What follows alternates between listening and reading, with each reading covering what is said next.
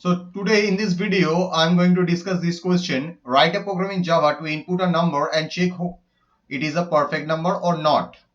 What is a perfect number? Perfect number is a number when the sum of factors of this number excluding the number itself is equal to the number. Okay, let's take an example.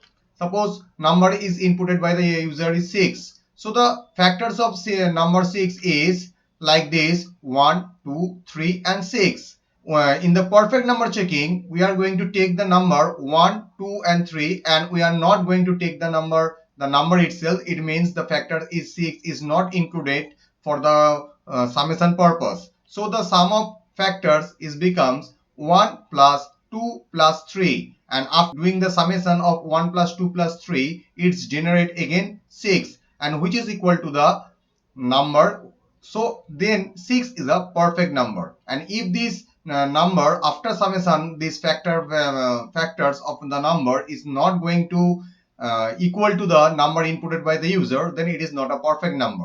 So you can see I have already taken the number in the variable num, and I am going to check whether the num variable is a number which is actually entered into the num variable, whether it is a perfect number or not. And for this reason I am going to find out their factors excluding the number itself, and that's why I'm not giving here a equal sign, because excluding the number, and that's why the loop will start from 1 and less than up to the number. Okay, and it exclude the number as a factor, and then after, if the number is divisible by completely divisible by their factors, then I am going to sum the factors in the variable sum, and then after I am going to check whether the number is a perfect number or not. And for this reason I'm going to write down the if statement where sum equals to num, then this number is become the perfect number, right?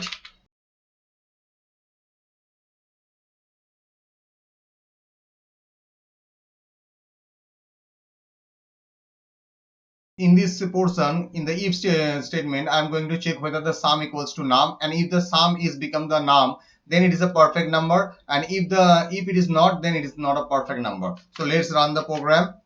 So I have entered the first number 6. So as the 1 plus 2 plus 3 is the summation value of this factor excluding the number, it is equals to 6. So it is a become a perfect number, you can see. And again I am run the program and enter the another value 10. Suppose the factors of the 10 is 1, 2, 5 and 10 itself, and if I am just going to exclude the number itself, so 10 is excluded from the factors and it becomes 1, 2 and 5, and if I am going to sum up the value of 1 plus 2 plus 5, so it becomes 8.